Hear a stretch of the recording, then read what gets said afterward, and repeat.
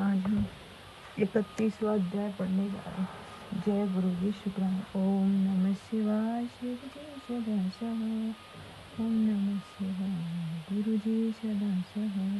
ओम नमः शिवाय शिव जी सदा सहाय। ओम नमः शिवाय गुरु जी सदा। जय गुरु जी। भिक्षु वर्य शिव अवतार हुए। नंदीश्वर बोले, हे मुनि श्रेष्ठ, हे विप्र, अब शिव जी के उस अवतार को सुनो जिसमें उन्होंने अपने भक्त के ऊपर दया करके एक स्त्री के संदेह को दूर किया।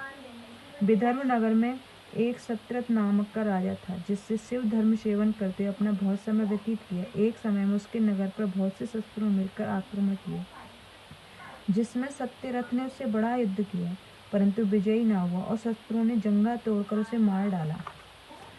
उसकी पटरानी गर्भवती थी। उसने देखा कि शत्रुओं ने उसे घेर लिया तो लुक छुप कर नगर के बाहर चली गई और शिव जी का स्मरण करते हुए बहुत दूर पूर्व दिशा में जाकर एक सरोवर के निकट सघन वट वृक्ष के नीचे अपना आश्रम किया। वहां उसे सर्व लक्षण संपन्न एक दिव्य बालक उत्पन्न हुआ। उस बालक की माता रानी सरोवर में जल पीने गई तो उसे घड़ियाल ने पकड़ लिया।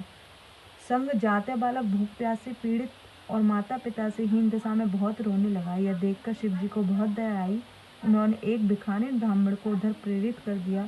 वह अपनी गोद में अपने एक छोटा सा बालक लिए उधर निकली और उसे माता पिता से हीन रोते हुए बालक को देखा।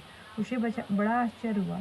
विधि विडम्बना और खेद प्रकट करते हुए ब्राह्मणी उसके पास पहुंची। देखा तो अभी तक उस शिशु का नाल भी नहीं कटा था और वह वहाँ अकेले ही पड़ा रो रहा था, परंतु बड़ा तेजस्वी था। भिक्षुणी को बड़ी दया आई।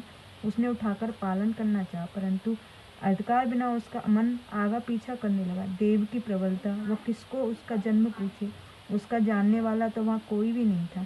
नंदीश्वर कहते हैं, इस प्रकार चिंता करती हुई उस ब्राह्मणी पर शिव जी की बड़ी दया की और महान लीलाधारी भक्तों के सब प्रकार के सुखदाता उपाधि रहित महेश्वर शिव जी स्वयं भिक्षु का रूप धारण कर सहजा वहां पहुंचे और ब्राह्मणी से बोले, हे विप्र ब्राह्मण, अपने चित्त में संदेह और खेद न करो। इस पवित्र बालक को अपने पुत्र के समान जानकर इसका पालन करो।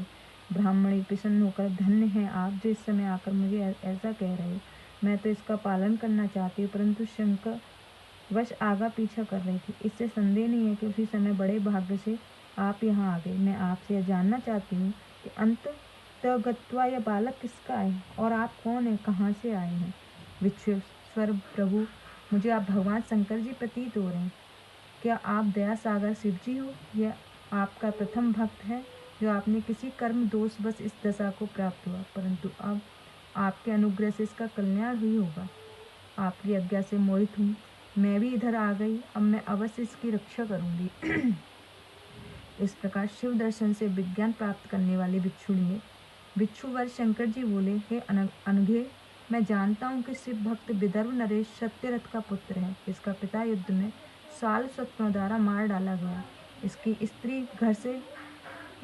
घर से निकल के वहाँ से भाग आई और इस वन में आकर उसने इस पुत्र को जन्म दिया। और ज्यों ही वह उत्पन्न हुआ तो इसकी माता प्यास से व्याकुल हो सरोवर में जल पीने गई तो वहाँ उसे नरक ने पकड़ लिया। इस प्रकार शिव जी द्वारा उसकी उत्पत्ति सुन ब्राह्मण बड़ी विस्मित हुई।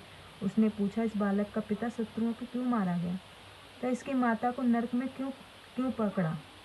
तब भिक्षुक ने कहा, इसका पिता विदर्भ राज पहले जन्म में राजा पांडु हुआ था, जिसने सदैव धर्म का पालन किया। एक समय वह राजा शिरवाचन में तल्लीन था। वह सहसा कुछ शस्त्रों पर आक्रमण कर समाचार पाकर उसे मंत्रीगण अपने समानत सहित राजा को सूचना देने पहुंचे तो राजा ने समझा कि सब शत्रु भी यहाँ आ गए।